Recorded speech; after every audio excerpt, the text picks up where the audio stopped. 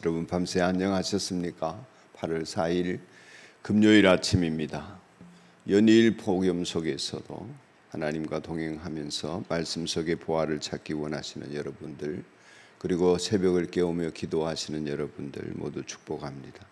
오늘 연대기별 역대지서 10장에서 12장까지를 읽는 날이고, 그 중에서 11장 9절 한 절 말씀만 보겠습니다.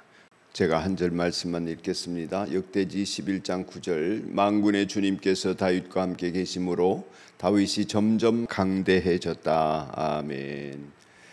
이 말씀을 가지고 흥하고 망하는 차이라는 제목으로 묵상하겠습니다. 흥하고 망하는 차이. 오늘 읽은 말씀 속에 보면 사울 왕에 대한 역사적인 리포트가 나오고, 그리고 다윗이 어떻게 온 이스라엘 지파의 지도자가 되었나 하는 과정이 소개되어집니다. 심지어 사울 왕의 지파인 베냐민 지파 용사들도 다윗에게 함께 합류하여서 그의 편이 되더라, 이런 내용들이 나오거든요. 그러는 속에서 이제 사울에 대한 리포트를 하면서 사울의 머리가 다곤의 신당에 달려 있었다, 이런 표현을 쓰고 있습니다. 다곤 신당 하면 여러분 사무엘서 첫머리에 이스라엘 백성들이 블레셋과 전쟁을 하다가 하나님의 법궤를 빼앗기는 일이 있었죠. 법궤를 빼앗겼는데 법궤를 어디다 뒀습니까? 다곤 신당에다가 두죠. 그랬더니 다곤 신당에 머리가 떨어지고 팔다리가 부러지고 뭐 이렇게 되어 있었지 않습니까? 하나님 앞에서 머리와 팔다리가 완전히 부러진 모습으로 있었던 그런 상황과는 반대로 이스라엘의 첫 왕인 사울은 다곤 신전 앞에 자신의 목이 걸리게 된 것입니다. 길앗 야베스 사람들, 야베스에 대해서는 그저께 얘기를 했죠. 야베스에 기도하면서요. 그 길앗에 있는 야베스의 성읍을 이룬 사람이 야베스인데, 야베스에 대해서 살펴본 대로 그 야베스는 기도로 이 성읍을 이루었지 않습니까? 이 길앗의 가장 큰 성읍이었는데, 이 야베스 사람들이 사울의 죽음을 슬퍼하면서 장례를 치르고 일주일간 금식했다, 이런 내용이 나오죠. 지도자를 잃은 슬픔, 그들의 비통한 마음, 그들의 아픔을 고스란히 금식으로 우리에게 전해주는데, 그 이유가 왜 그랬나 이렇게 우리에게 알려주기를 원했던 내용이 10장 13절 이하에 나옵니다. 10장 13절 말씀을 보면 사울이 주님을 배신하였기 때문이다, 이렇게 전제하면서 배신하였기 때문에 이렇게 죽었다. 그는 첫째로 주님의 말씀을 지키지 않았다. 오히려 두 번째로 점쟁이와 상의하며 점쟁이의 지도를 받았다, 이렇게 명시적으로 표현했습니다. 세 번째는 그는 주님께 지도를 받으려 하지 않았다. 세 번째. 그래서 주님께서 그를 죽이시고 그의 나라를 이새의 아들 다윗에게 맡기셨다, 이랬습니다. 그러니까 주님께서 그를 죽이셨다 하는 표현은 어떤 표현입니까? 역사적인 해석인 것입니다. 그러니까 하나님이 직접 사울을 죽이고 뭐 이렇게 했다, 이런 표현을 썼지만 후대가 바라보는 관점임을 기억해야 합니다. 뭐 하나님이 죽이셨다 해도 틀린 말은 아닐 수 있겠지만은 그 과정 속에 뭐가 있었습니까? 하나님이 살인자다 이 뜻이 아니라 하나님 앞에서 죽임 당할 수밖에 없는 행위를 하였다, 이렇게 받아들여야 합니다. 예를 들면 바로를 하나님이 강팍하게 하셨다 하는 것도 똑같은 표현이죠. 그렇게 해서 사울이 망하게 되었습니다.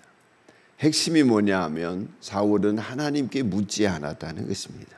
스스로 높아져서 자고하는 가운데 하나님께 묻지 않고 자기가 하고 싶은 결정을 하고 싶은 대로 하고 하고 싶은 대로 행했던 것입니다. 다윗은 가장 그런 면에서 차별되어 있었다 하는 것을 아주 대비해서 이제 11장부터 보여주는데, 그 모습 가운데 이 다윗을 평가한 9절 말씀을 읽었습니다. 점점 강대해졌다. 왜냐? 하나님이 함께 하셨기 때문이다. 수요 기도회 때인가 하나님이 함께 하신다, 함께 하여 주십시오, 이 표현이 좀 잘못되었다, 그런 이야기를 말씀드린 거 혹시 기억하십니까? 수요 기도에 나오신 분들은 기억하시기를 바랍니다. 하나님은 우리와 함께 하십니다. 임마누엘의 하나님이십니다.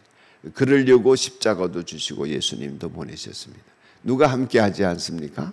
내가 함께 하지 않습니다. 그러니 하나님 함께 해 주십시오라는 기도는 일견 옳은 면도 있지만 틀린 면도 있습니다. 왜냐하면 내가 함께 하기를 원하면 되기 때문입니다. 내가 하나님과 함께 하도록 내 복장을 바꾸고 자세를 바꾸면 되는 일이기 때문에 그렇습니다. 하나님 함께 안 해주시기로 작정한 것이 아니라 함께 하시기로 작정했기 때문에 함께 해주십시오라는 기도는 일견 모순이 있는 기도다, 그런 말씀이죠. 그러니까 다윗이 흥한 비결은 하나님이 함께 하셨기 때문이다. 이것도 역시 해석이지요.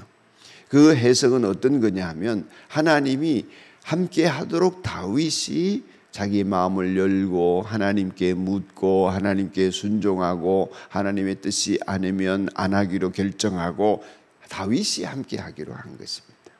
다윗의 흥함은 그렇게 하나님과 함께 하기로 결정하고 하나님의 섭리를 따른 결과이지 자기가 생각을 해보거나 무슨 타협을 하거나 자기가 고민을 하거나 이렇게 해서 자기 뜻을 위해서 정성을 기울인 결과가 아니었습니다.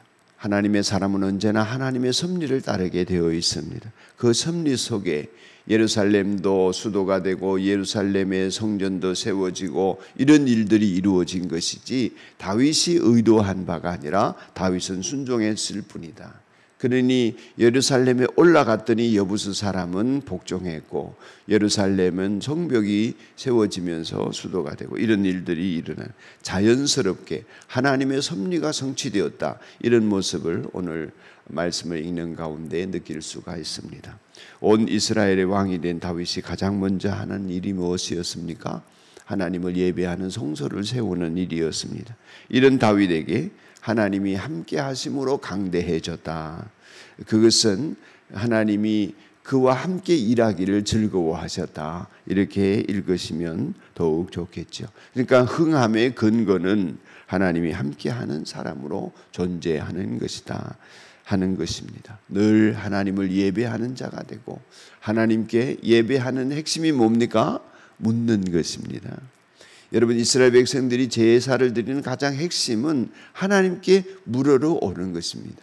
죄를 사함받고 하나님과의 관계를 회복하고 하나님의 뜻이 무엇인지를 깨닫고 돌아가는 것입니다. 사랑하는 여러분들을 오늘 그리스도인으로 세상으로 나아가는 여러분 한 사람 한 사람 항상 두 갈래 길의 선택이 있습니다. 이 선택지는 사울의 길이냐 다윗의 길이냐 하겠습니다. 열왕기서는 다윗의 길이냐 여로보암의 길이냐 이렇게 했지요. 하나님 말씀 듣고 순종함으로 흥할 것인가, 하나님 말씀 무시하고 망할 것인가. 많은 사람들이 가는 좋은 길 보이지만 그렇게 넓고 좋은 길은 멸망으로 인도한다 하였습니다.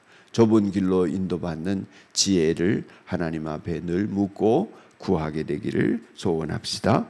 기도합니다. 하나님 아버지, 저희가 하나님과 동행하는 삶을 순종함으로 살아 흥하게 하여 주옵소서. 많은 사람들이 하나님의 말씀을 무시하면서 살아갑니다.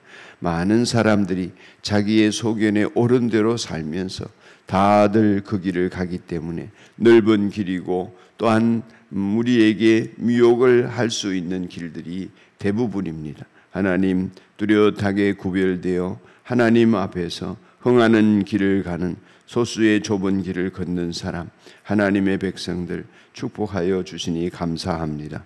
주님과 함께 점점 강대해지는 길을 걷는 저희가 되게 하여 주옵소서. 날이 갈수록 죽어가고 망하는 길을 걷지 않게 하시고 늘 살아나고 흥하는 길을 걷는 하나님의 백성, 우리 산돌교회 성도들 모두 되도록 축복하옵소서. 예수님의 이름으로 기도드립니다. 아멘. 하늘에 계신 우리 아버지, 아버지의 이름을 거룩하게 하시며 아버지의 나라가 오게 하시며 아버지의 뜻이 하늘에서와 같이 땅에서도 이루어지게 하소서. 오늘 우리에게 일용할 양식을 주시고 우리가 우리에게 잘못한 사람을 용서하여 준 것 같이 우리 죄를 용서하여 주시고 우리를 시험에 빠지지 않게 하시고 악에서 구하소서. 나라와 권능과 영광이 영원히 아버지 아버지의 것입니다. 아멘.